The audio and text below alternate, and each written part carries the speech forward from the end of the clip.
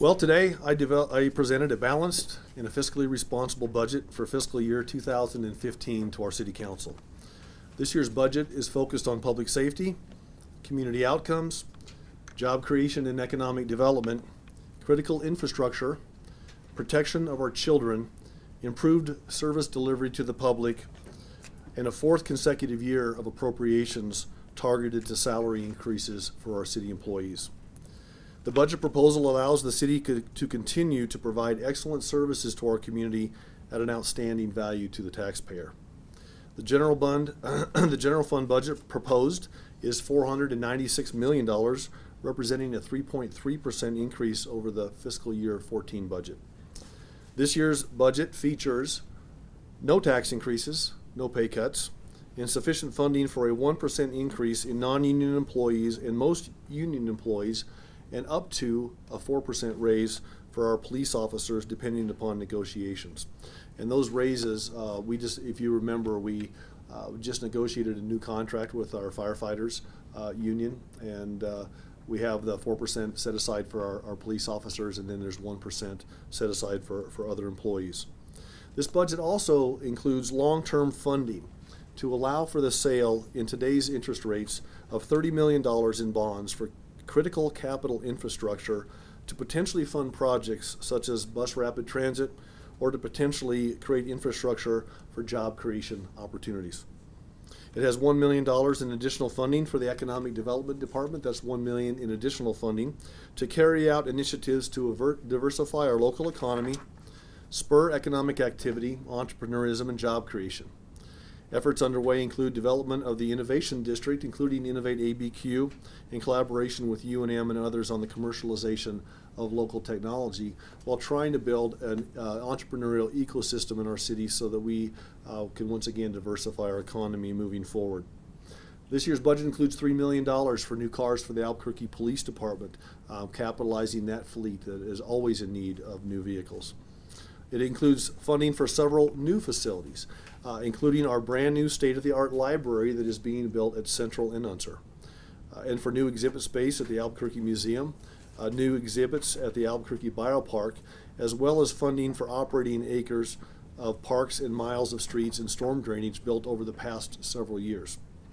It includes additional reserves, adding to the city's fiscal soundness. And this is something we've done on a regular basis in my administration. We've added to the actual reserves over and above what is required by law. And this is important because we have maintained our AAA bond rating with Standard & Poor's at a time when many agencies, when many cities and others have seen their bond ratings drop.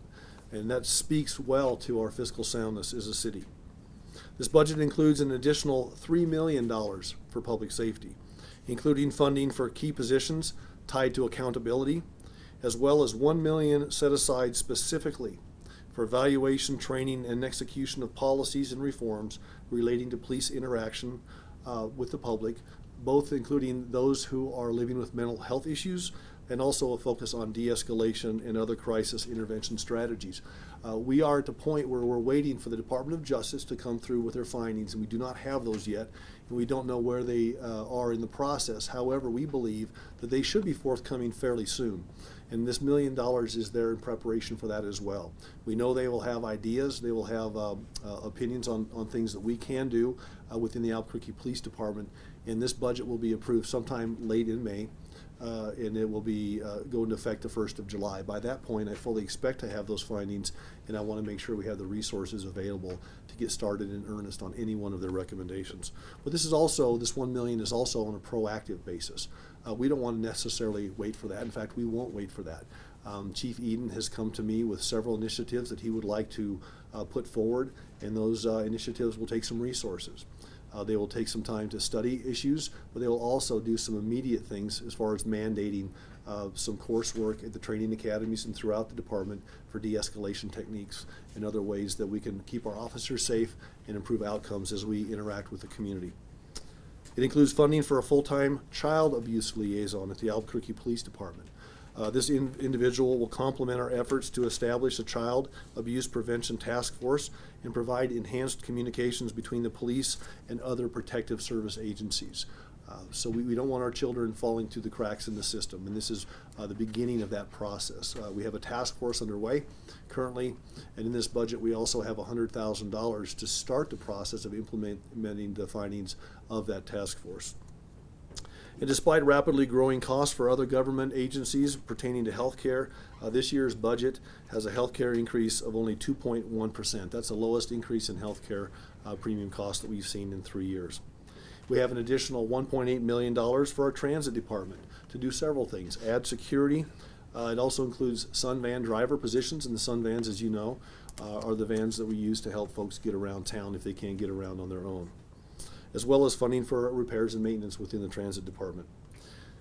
There are 59 new positions in this year's budget to provide even better services to our community in the following departments. We have 12 new positions within cultural services. We have 1 new position in our economic development department. We have 4 new positions within Parks and Recreation, 11 new positions at the Albuquerque Police Department. 4 of these were added during the mid-year adjustments that we did, and 7 will be hired in July of this year. There's 9 new employees within our transit department. That's the Sun van drivers that we talked about and some of the security officers. And we have a total of 22 new positions included at the solid waste department. And I'm going to talk about that in just a minute. At solid waste, we have a department that does a wonderful job. Couple that with the fact that we have a city that loves medians in our landscapes. And we are most of the way through with our median landscapes, maybe 70% through, 65 to 70% through with our new median landscapes. But once those medians go into place, what happens is we have about a 2-year warranty period with our contractors. After that, it is up to us to maintain those. We know they're popular within the city, and we know that people really enjoy them and they add value to our city and quality of life. What the city's been doing for many, many years is taking employees away from our Parks and Rec department and putting them out in the streets to try to keep up with the growing maintenance needs at our landscapes, at our median landscapes. So what we're doing this year is we're going to ask our city councilors to approve a 75-cent per month that would go onto the solid waste bill. And this is specifically designed to develop a maintenance crew for the medians. So this crew, instead of having 8 of our employees over from Parks and Rec and trying to keep up, we're gonna build a crew within the solid waste department in our Clean Cities division to take care of those median landscapes. There's also a $1 and John? 34 cents. $1.34. That's what I thought. Ask within our solid waste department on the fee basis. And what that will do is it will fund the design and help fund the construction of a brand new transfer station in the city of Albuquerque.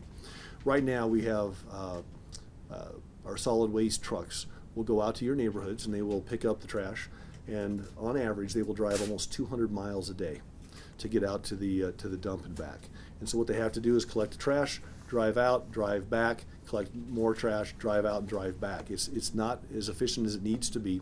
And if we build this new transfer station, we believe that we will not only be much, much more efficient, but we'll also be much more favorable to the environment. We'll be able to maintain our equipment for longer. We'll be able to buy less expensive equipment to pick up the trash as well.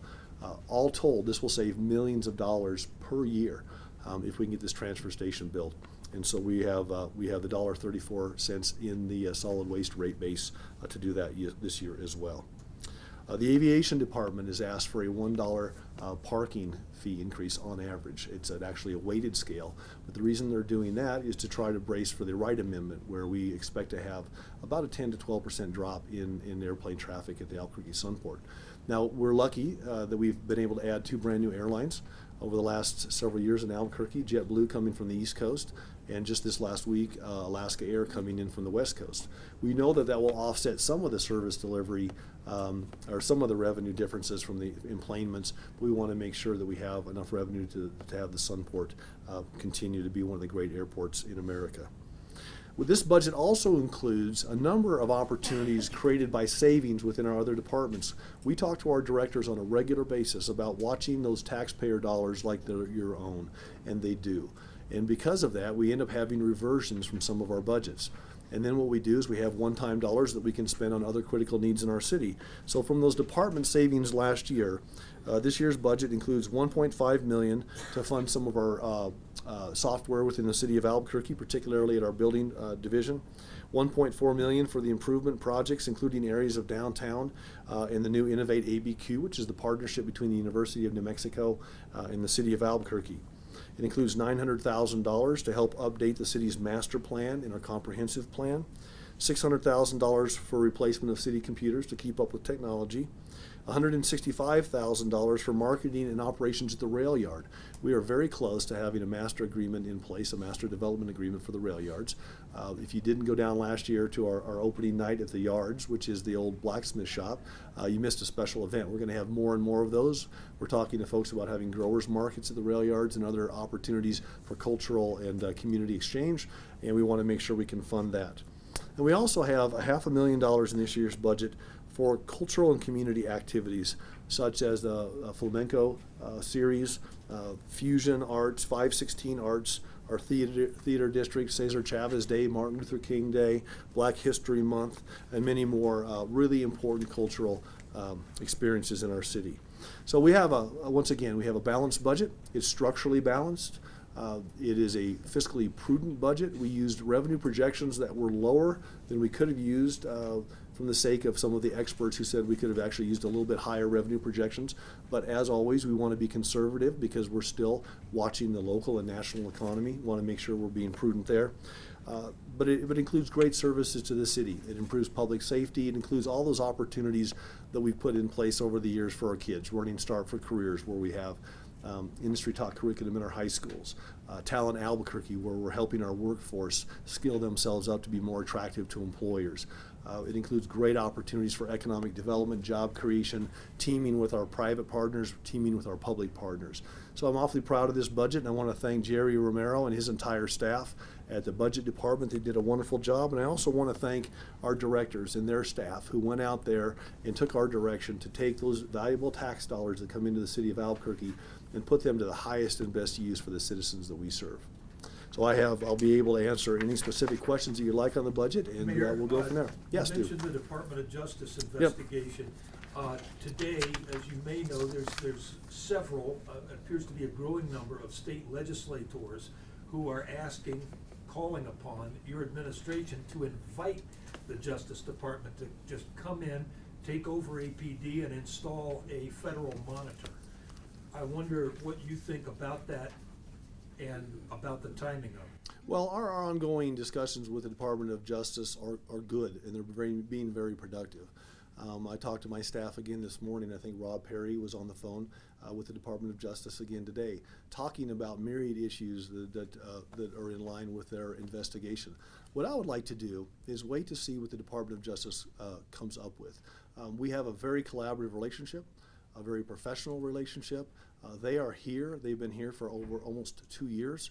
There's no breakdown in communication between the administration and the DOJ. We would like to allow them to finish their work. And those discussions are ongoing. So I will withhold judgment on that from the standpoint of what they will or won't come through until they actually do that. And we trust that they will do that fairly soon. Whether it includes a monitor or not, we don't know. But this is why I put the $1 million in the budget, is because we believe that they will come through with training initiatives of one kind or the other.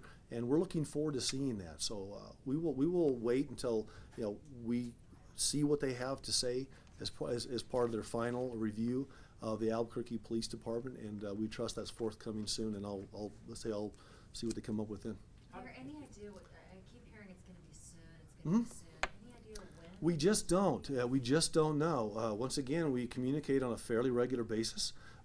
We know that we've taken the mayor's office out of that equation. For example, we've added the DOJ with direct access to the Albuquerque Police Department. We don't want anything filtered, so to speak, through the mayor's office. But once again, I have Rob Perry, and I know Chief Eden last week was in contact with the Department of Justice as well. What we hear is that it is forthcoming soon. And they tell us that they do not have an exact date, so we respect that. But we are looking forward to seeing what they have to say, because we think this is part of the process to move forward. We're being aggressive with reforms and have been aggressive with reforms, but once again, we're not in a position to rush their work, but we have communicated to them that we think it would be the best thing for our community if we could get their review done as soon as possible, assuming that it's thorough and it's complete. How did you arrive at that $1 million number? Interestingly enough, we were talking about this during the budget cycle, and we know that the entire $1 million is not necessarily for the Department of Justice recommendations. Chief Eden is in the process of crafting a new mandate at the training academy, and we know that we'll have some additional training on de-escalation techniques, and also dealing with individuals in our community who are living with mental health issues that find themselves face to face with our first responders. So those two things are administration driven. There's training at the academy that would be involved in that, but there will also be additional training with our rank and file officers.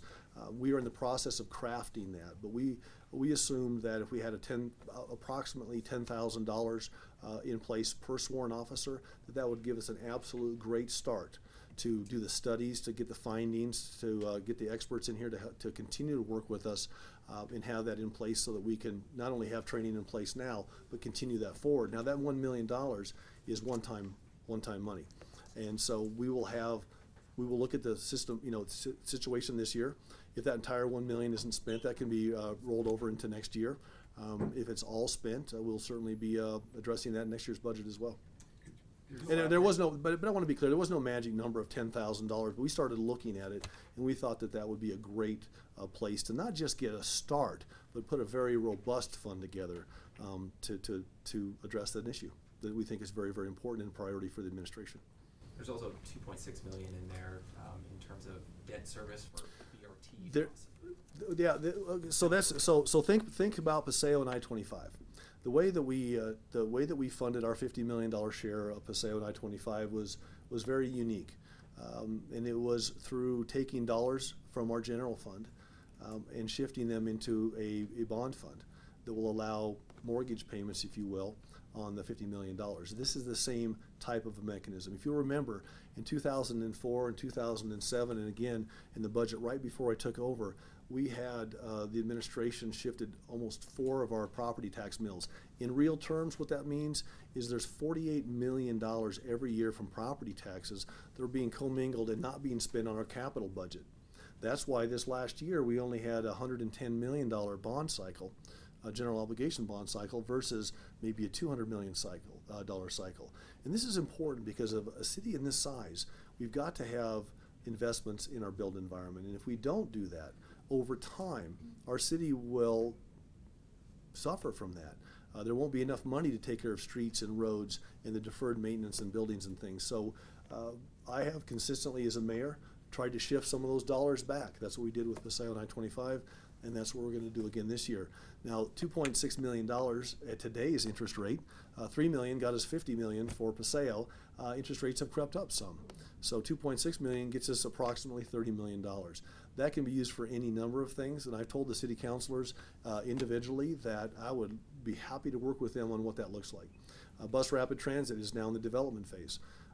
The first segment of bus rapid transit, if we just projected a first phase of $60 million, and that has not been projected yet, then we could go ask the federal government for a $30 million match to match this $30 million, and we have a great start for bus rapid transit. If we have employers that are looking at the city of Albuquerque and they have infrastructure needs, it could be used for that, for sewer, water, rail, roads, whatever it would happen to be. So it could also be used for that purpose. And so there's any number of things we could do. What I've asked the city council to work with me on is to make sure that it's going for game-changing projects like Paseo or like bus rapid transit or like helping attract large employers to the city. Can I go back to this, the mental health? Yes. Funding for mental health? Absolutely. I think New Mexico is only one of 4 states that does not have Kendra's law. And that has come up again and again and Right. again. Is that something that you would back? It is my understanding that New Mexico is one of only 4 states that does not have some type of a Kendra's law. And there will be a lot of discussion, I am sure, in the next legislative session about that. There was discussion when I was in the state legislature about Kendra's law and the value of that for some, the concerns for others. Regardless of whether it's exactly a Kendra's law, I think we have to have a broader national and a broader state discussion on how we deal with situations where we have folks that are suffering from mental illness and the very, very, very, very small percentage of those folks that may have tendencies to hurt themselves or others. And let's make that clear, mental illness does not equal violence. But I think we have to do more, because time and time again, and if you look at the officer-involved shootings in the city of Albuquerque, just for us, somewhere around 70% of those individuals were living with mental health issues. And some of them had some violent criminal histories because of that. And when we aren't doing more, and then we have these individuals get in contact with our first responders, we need to do a better job as a whole to address that. Now, what we plan on doing with part of that $1 million and others is to try to continue to address how our officers and our other first responders can interact with that. But Kinder's Law is an interesting concept. And what I would say to you is this. The concept is interesting. I would like to see what kind of legislation is put forward, because every state has some different form of that. And before I could just, in a wholesale manner, say, yes, we're in favor, I'd have to see the legislation. But I can tell you we need to do more than we're doing today, both at the state level, the city level, and the national level. When you were at the Roundhouse, Mhm. did you support it when it was? I'm trying to think back, Nancy, on that exact legislation, and I'm going to have to go back and look at my records to see what the bill looked like. But it's been a discussion for quite a long time. And as you know, the city of Albuquerque at one point did develop kind of a hybrid version of Kinder's Law locally, and I believe that was struck down in the courts. Mayor, you talk about key positions tied to accountability being funded. Could Yes. you expand a little bit on that? Some of the officers, I'm going to have Jerry Romero, who's here with us, talk about that. We've got some positions at the Albuquerque Police Department that we're going to put in place for IPRA, which all the reporters in the room know what that is. The general public may not, but there's public records requests. And over time, the request for records, public records, has just grown and grown and grown. And we want to make sure that the Albuquerque Police Department has the tools and the supervision to be able to get those requests out as quickly as possible. So it's an accountability measure, absolutely. It's a transparency measure, absolutely. So there's one supervisor in there, Jerry, I believe. And how many technicians? I just read it yesterday, 3. Yeah, we've got 2 records techs, 1 crisis outreach position, a records supervisor, and all these are related to IPRA requests. And then a fiscal position and some position in the SID crime. And the fiscal position, too, is tied to accountability from the standpoint of grants. When I was first elected mayor, there were some, you can take that, Joseph? Thanks. Sorry. Got it? When I was first elected, there was a lot of discussion about some probationary things that needed to be done at the city of Albuquerque, because in past administrations, dollars weren't properly handled when it came to some of the police grants.